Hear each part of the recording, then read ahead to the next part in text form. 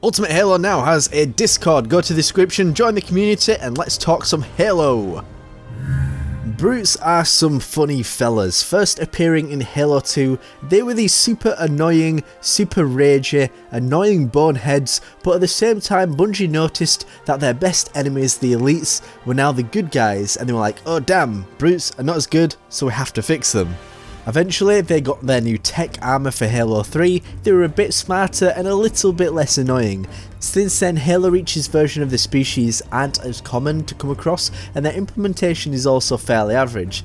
Since that release, we haven't seen them until Halo Wars 2, and damn, did 343 and Creative Assembly do an amazing job with Atriox and the Banished as a whole. So I got thinking, will we see the Banished in Halo Infinite, and how likely exactly will this be?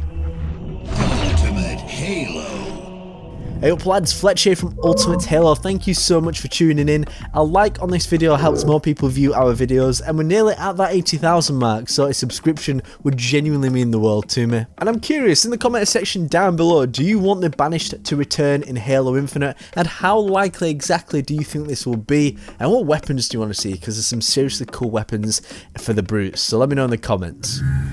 The brutes in Halo Wars 2 are one of my favourite factions from Halo since the Covenant fell, and are a drastic improvement over Julam Dharma's Storm Covenant. Their motives are clearer, their characters are more distinct, and their threat is depicted effectively as one of the most powerful foes in the galaxy. So if you haven't noticed, I love the Banished, but to determine the likelihood of their return, we are going to need to explore some of these key points. First of all, the evidence. So what existing information exists surrounding Halo Infinite at present, character factions, what factions are already in the game and what need to take more of a priority, mystery, wonder and telling a clear narrative, how Chief needs to uncover the story and have everyone's motives clear for a new player without them being overwhelmed, and finally, what lore will enable them to be in the story of the game.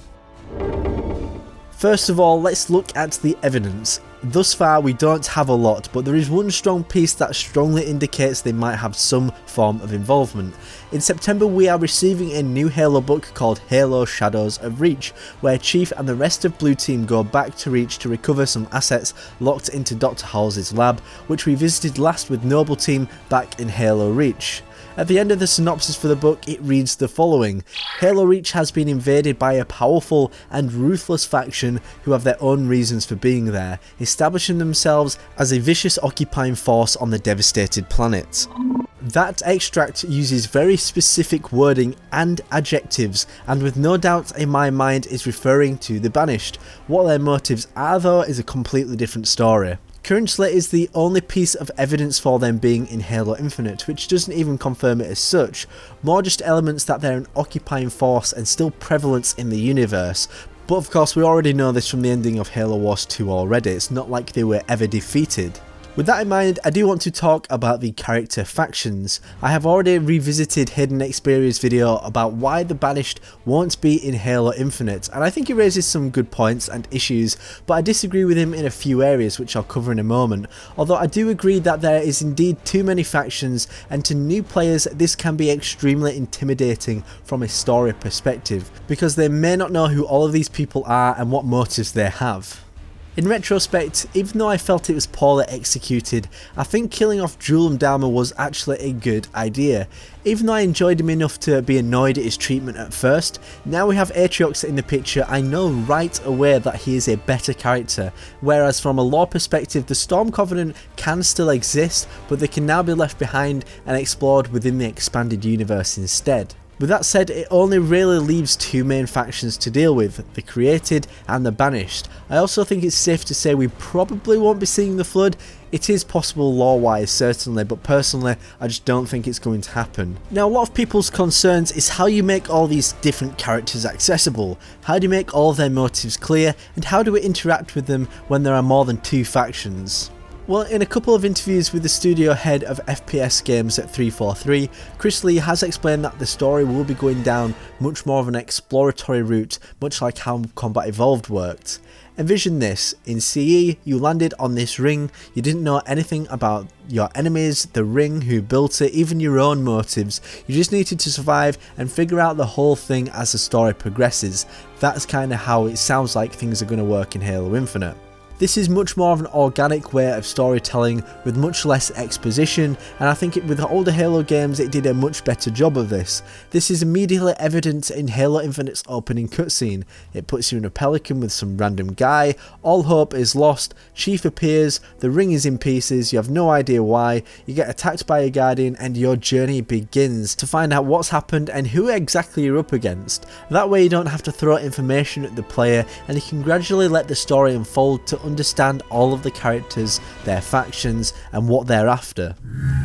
Next up, we need to look at the character factions themselves, which is important because motives could determine who exactly could appear. The Banished are my number one to fit the bill. The Keepers of the One Freedom, who still believe in the Great Journey, and Celine Neon's Covenant, which splintered off from Jewel and Dharma's Covenant, were all contenders, but the description of the new book seems to be quite clear that the Banished, and without saying it outright as such. Also, these groups are very niche in terms of the lore, and I think it would help the new book that's coming up sell more if the Banished are involved, because they are a little bit more well known than some of these smaller groups. One thing I often also see as a misconception is that the Banished had all of their forces on the Ark during the events of Halo Wars 2, which simply isn't true. Another thing to note is that this book is a whole year after the events of Halo 5, meaning that it could be shortly after Halo Wars 2 or a few months after, meaning that things likely could have progressed and the Halo ring that was plummeted through slipspace might be a target for the Banished to move on to. And then in terms of later dates, Halo Infinite is also 3 years after Halo 5, so a lot could have potentially happened in this time. We can't necessarily make decisions on this just yet. Honestly, I do think that 343's best bet is this faction, and having the Created and Banished fighting against each other could also provide some fairly interesting combat moments, almost like the Covenant, the Flood and Humanity were fighting all at one time during the events of Halo 2, creating some wild combat scenarios, even allowing you to slip through the net whilst they were all at each other's throats. My next point in this video is to cover the mystery, wonder and telling a clear narrative for Halo Infinite. With fans having concerns about having too many factions, myself included for a time, they were all worried about the story being hard to follow and new players being put off the game. Also on the back of the interview mentioned with Chris Lee earlier, basically the story would play out in a similar manner to Combat Evolved, but that did make more sense because you're thrown into a battle with different factions, you don't really have any idea of what's going on, so you're left to pick up the pieces as the journey goes on. And with the position that the Halo franchise is in at the moment, there has been a lot of lore to digest over the years, and it's probably a great time to reset because we need to make sure that new players don't feel left out and fully understand what's going on around them. I almost think about the new Star Wars films and the trilogy there, for example, because actually I don't feel like you necessarily need to know what happened in all the older films. Obviously it pays reverence to them, but as long as you make things simple, you have your new story relatively contained, then you don't need to know what happened prior, or you can at least encourage to people to go and play the older games. As well as this, one of the main things about the Banished is that they were introduced in Halo 2, which is likely not going to interest all players with it being a real-time strategy game, which these days is fairly niche, so it's imperative that everyone is clearly explained over time, but you still have the players asking meaningful questions during their playthrough. Lastly, what lore would enable the Banished to be in the game? Well, at the end of Halo Wars 2, spoilers, Professor Anders remains on the Halo ring. This is a key asset that they want to find, and they will have contracts to secure, and of course it will simply not want the UNSC to have this at their disposal. One big lore thing I would like to point out, which I might discuss in a bit more detail for a future video, is the possibility that the ring in Halo Infinite is not actually Zeta Halo, but in fact one of the rings from Halo Wars 2. Now, I appreciate there are a few holes in what I'm saying, but Professor Anders said at the end of Halo Wars 2 that she's going to contact the Spirit of Fire once she gets back to the Sol system, not to be confused with the Sol system, which is our home system with Earth. Now, the Sol system is actually in close proximity to the Epsilon Eridani system, which is home to Reach. I appreciate there are a couple of years between Shadows of Reach, the book, and what happens in Halo Infinite, but it could also mean just be having a tinfoil hat moment, but I think there's a chance that the battle took place somewhere during this ring in the Halo Infinite trailer. That's not as likely, it's kind of me just pulling at strings, but honestly there is a lot of evidence to say it's Zeta Halo, so I can't say that without absolute certainty. But overall, the Banished, are they going to be in Halo Infinite? I think the answer is going to be a resounding yes, yes and yes.